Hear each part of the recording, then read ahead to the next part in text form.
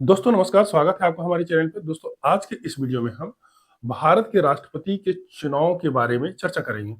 भारत के राष्ट्रपति का चुनाव या उपराष्ट्रपति का चुनाव दोनों सेम पद्धति से होता है। यह जिस प्रणाली से होता है वह प्रणाली थोड़ा जटिल है।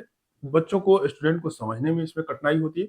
तो आज के इस वीडियो में हम जिस प्रणाली के द्वारा राष्ट्रपति का चुनाव होता है वो हम बहुत ही आसान और सरल तरीके से समझेंगे।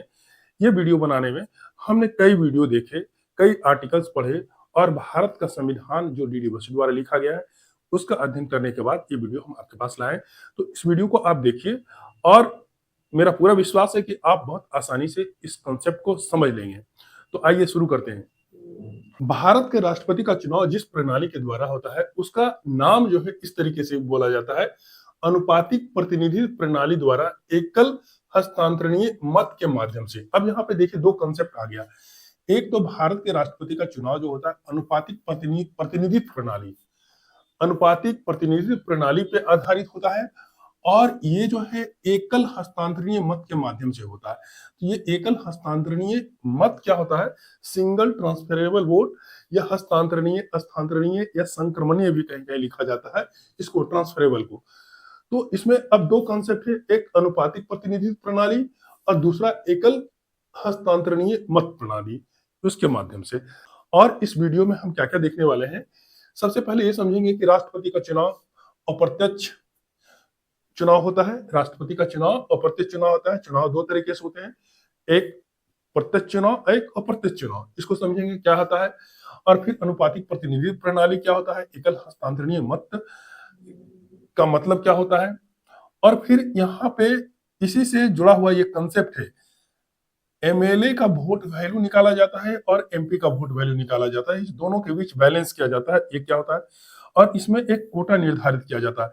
ये कोटा सिर्फ राष्ट्रपति और उपराष्ट्रपति के चुनाव में निकाला जाता है। क्यों निकाला जाता है तो आपको समझ में आएगा कि आप इस सब में एक रिलेशन पाएंगे कि प्रत्यक्ष चुनाव, अनुपातिक प्रतिनिधित्व प्रणाली, एकल हस्तांतरणीय मत और इसका जो कोटा निर्धारित होता है कि कोई भी राष्ट्रपति का चुनाव तभी जीत सकता है कोई कैंडिडेट जब उसको कम से कम टोटल वोट, वैलिड वोट जो पड़ा है उसका एक निश्चित वैल्यू उसे प्राप्त हो।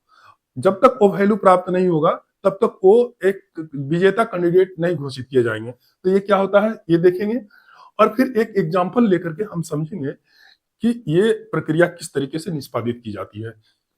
तो सबसे पहले ये देखिए कि प्रत्यक्ष चुनाव और अप्रत्यक्ष चुनाव क्या होता है। प्रत्यक्ष चुनाव सभी लोकतांत्रिक व्यवस्थाओं में उस प्रणाली का नाम है, उस सिस्टम का नाम है जिसे, जिस प्रतिनिधि को चुनना है डायरेक्ट जनता उसको चुनती है। जिसको जनता डायरेक्ट चुनती है वोट डालकर, वो प्रत्यक्ष चुनाव होता है। भारत में लोकसभा का चुनाव हो, विधानसभा का चुनाव हो या पंचायत का चुनाव हो या नगर निकाय का चुनाव हो, इसमें जो प्रतिनिधि चुने जाते हैं वो जनता उसको सीधे वोट डाल करके चुनते हैं। तो वो हुआ प्रत्यक्ष चुनाव। और प्रत्यक्ष चुनाव उस चुनाव को कहते हैं जिसमें जनता डायरेक्ट नहीं चुनता है उस उम्मीदवार को, बल्कि उनके चुने हुए उम्मीदवार उसको चुनते हैं। जैसे राष्ट्रपति का चुनाव हो रहा है तो राष्ट्रपति का चुनाव अप्रत्यक्ष चुनाव है।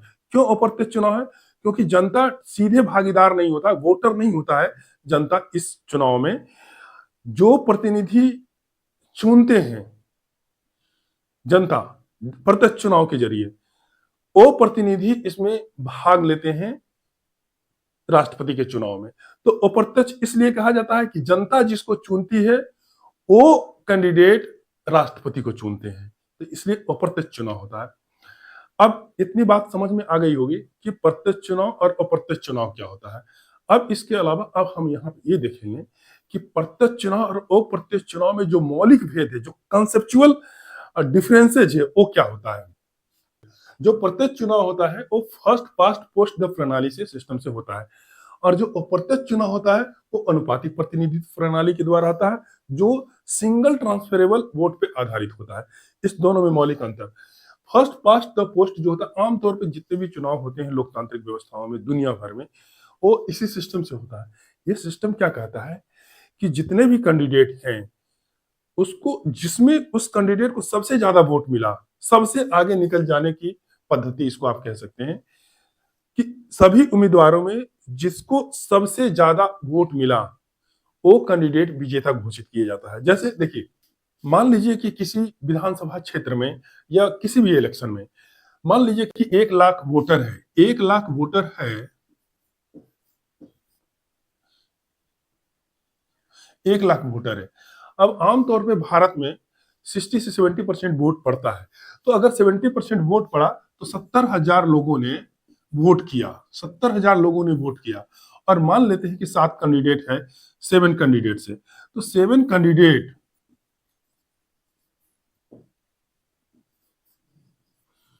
7 कैंडिडेट से उसमें किससे किसी एक कैंडिडेट को मान लीजिए 15,000 वोट मिले, 15,000 वोट मिले, और बाकी के जो 6 कैंडिडेट है वो 60,000 वोट, 60,000 वोट डिवाइड हो गया 6 में।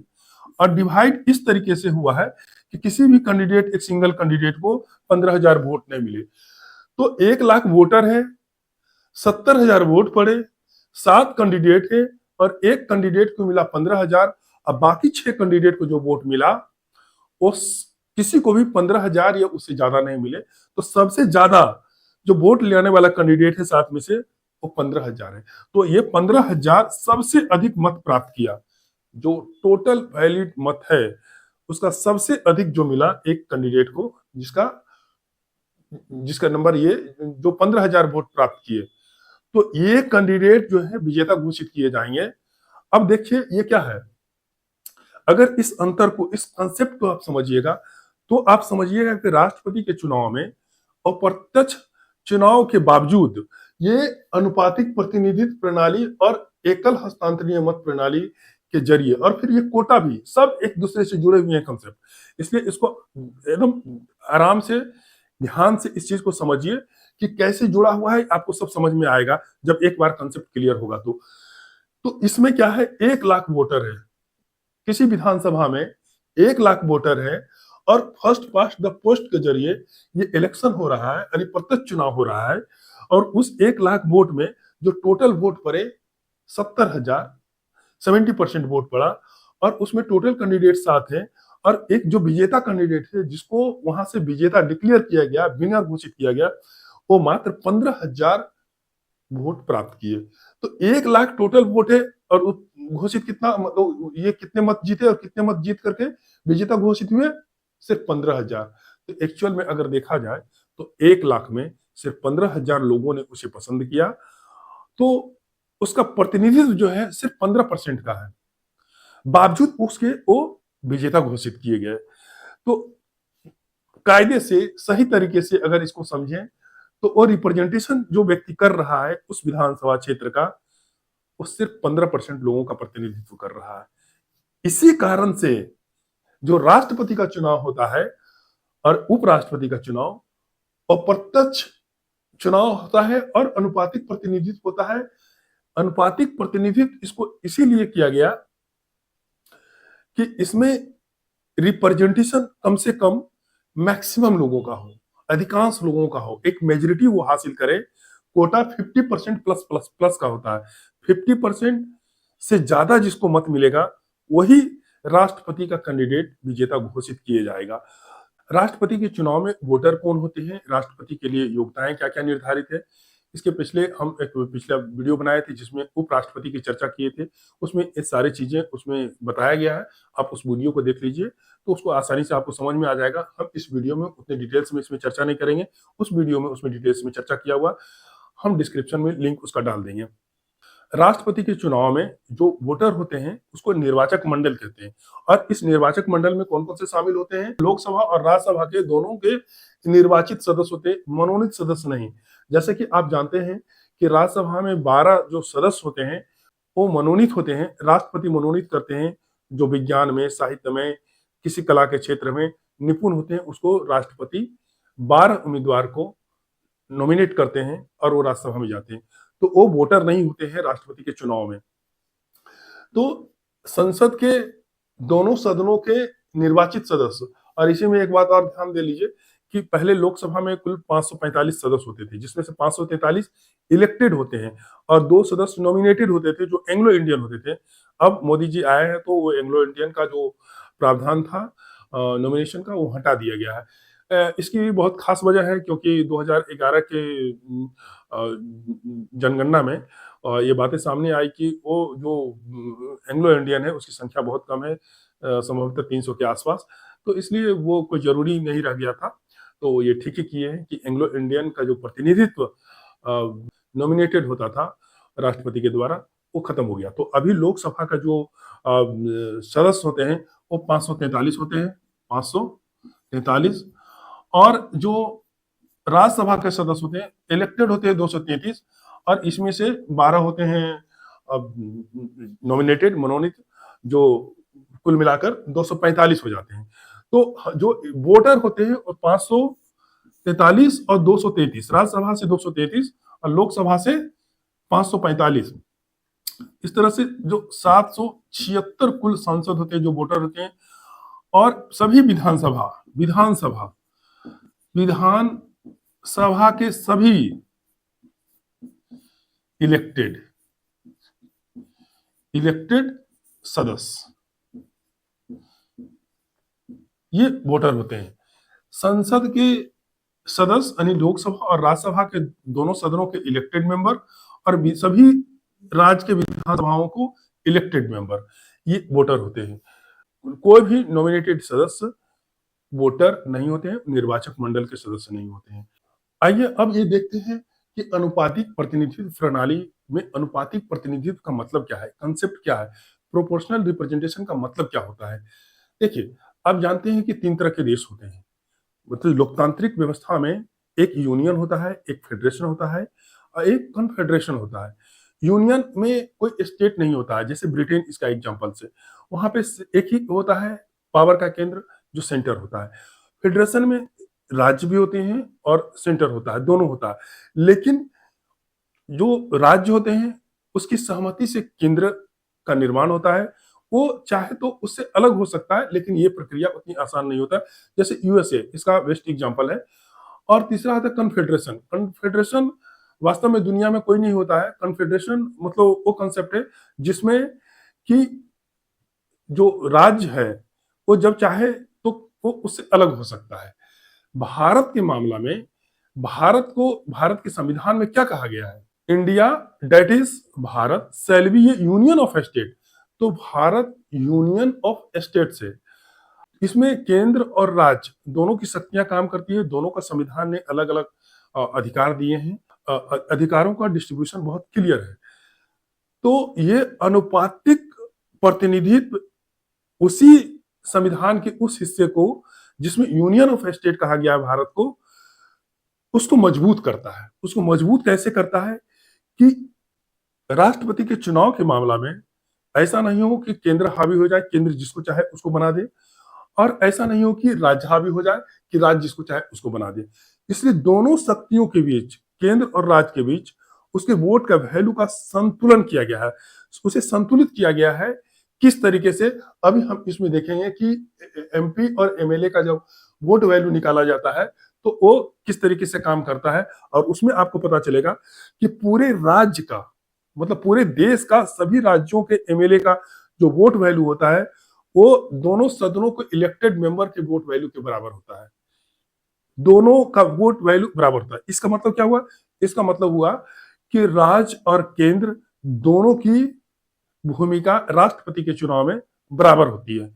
मतलब ना किसी को कम ना किसी को ज्यादा। यही अनुपातिक का एक मतलब होता है। और दूसरा अनुपातिक का मतलब क्या होता है कि जिस राज्य में जितनी मात्रा में जनसंख्या है, जितनी संख्या में उसकी जनसंख्या है, जनसंख्या के अनुपात में उसके वोट का पावर होता है।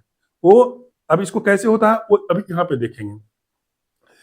हम जानते हैं कि जो लोकसभा का चुनाव होता है और सभी विधानसभा का चुनाव होता है, वो एक सदस्य एक पर्टिकुलर संख्या पे, लोगों की संख्या पे इलेक्ट होते हैं। जैसे आमतौर पे जो लोकसभा का मेंबर होता है वो 10 लाख 11 लाख की जनसंख्या पे एक एमपी चुने जाते हैं, मेंबर ऑफ पार्लियामेंट, लोकसभा में। उसी तरह विधानसभाओं में भी होता है। तो वास्तव में जो जनप्रतिनिधि होते हैं विधानसभा के और लोकसभा के, वो एक पर्टिकुलर पॉपुलेशन पे एक प्रतिनिधि होता है। तो राष्ट्रपति का जब चुनाव हो रहा है तो इस अनुपात को मेंटेन किया जाए, इसका ख्याल रखा जाता है कि अगर बड़ा राज्य है तो उसकी जनसंख्या बड़ी होगी, और जनसंख्या बड़ा है तो उसका प्रतिनिधित्व भी बड़ा होगा, तो उसके वोट वैल्यू भी ज्यादा होते हैं जनसंख्या बड़ी होने के कारण। जो छोटा राज्य है उसकी जनसंख्या कम है तो उसका वोट वैल्यू भी, यानी पावर में साझेदारी, सत्ता में साझेदारी उसकी कम होती है।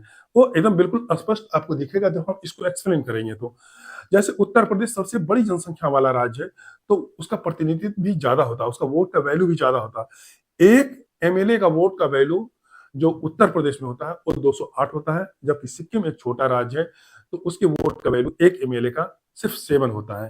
तो ये अंतर है।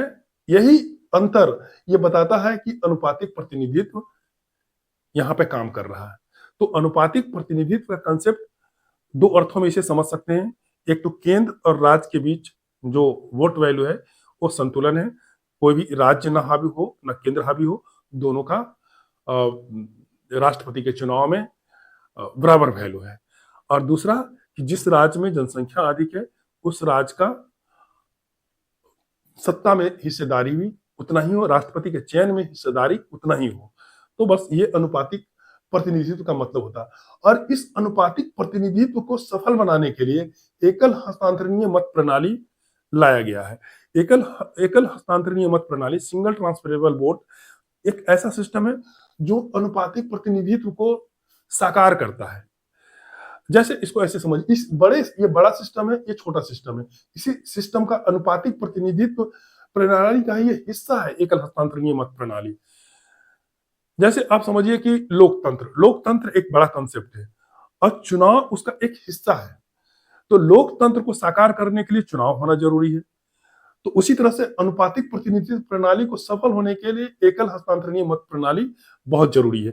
कैसे, इसको समझ में अभी आपको आएगा जब हम एग्जांपल लेकर के समझेंगे। तो उम्मीद करते हैं कि अभी तक जितनी बातें हम किए हैं वो आपको समझ में आ रहा होगा, समझ में आ चुका है। अब हम इसको 2-3 चीजें और देखेंगे। क्या कि पहला ये देखेंगे कि कोटा कैसे तय किया जाता है, उसके बाद एमएलए और एमपी का वोट वैल्यू कैसे तय किया जाता है। हाँ, तो सबसे पहले हम यहाँ पे ये अब देखते हैं कि कोटा कैसे तय होता है। राष्ट्रपति और उपराष्ट्रपति के चुनाव में हम कोटा तय करते हैं। कोटा का मतलब यहाँ क्या होता है कि कम से कम, जैसा कि बताया गया कि जो प्रत्यक्ष चुनाव होता है फर्स्ट पास्ट द पोस्ट प्रणाली से होता है, उसमें जिस कैंडिडेट को सबसे अधिक मत मिल गया, चाहे वो 10% ही क्यों ना हो, वो 5% भी हो सकता है।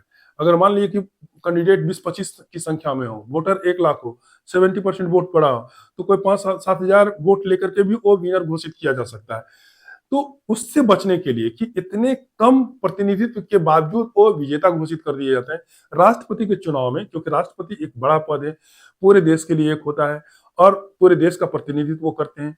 तो इसलिए इसमें ऐसा ना हो कि मिनिमम वोट लेकर के भी कोई विजेता बन जाए, इसलिए इसमें कोटा तय किया जाता है कि कम से कम उन्हें बहुमत हासिल हो। यानी बहुमत का मतलब 50% से अधिक वोट मिला हो। अगर 50% से कम वोट मिलता हो किसी कैंडिडेट को तो वो विजेता घोषित नहीं किए जा सकते हैं। उसके लिए यही है एकल हस्तांतरणीय मत प्रणाली कि फिर वो सेकंड प्रेफरेंस को काउंट किया जाता है। वो सब कैसे, इसमें देखेंगे। तो कोटा का मतलब क्या होता है, 50% वैलिड वोट जो पड़ा है +1, जो टोटल वोट पड़ा है 50% +1 वोट जिसको मिलेगा। अगर मान लेते हैं कि 100 उम्मीदवार, 100 वोटर की संख्या 100 है, तो उसको एक विजेता घोषित करने के लिए कम से कम 51 वोटर उनको चयन करना चाहिए, उनके पक्ष में मत होना चाहिए, तभी वो विजेता घोषित किए जाएंगे। तो कोटा का मतलब ये समझ में आ गया। अब देखिए, क्योंकि राज्य और केंद्र के वोट का वैल्यू निकाला जाता है, यानी कि एक एमएलए एक वोट, एक एमपी एक वोट नहीं होता है। इसमें बताया गया अनुपातिक का मतलब कि केंद्र और राज्य दोनों का वैल्यू बराबर हो। तो इसके लिए हम हर वोटर का वैल्यू निकालते हैं। तो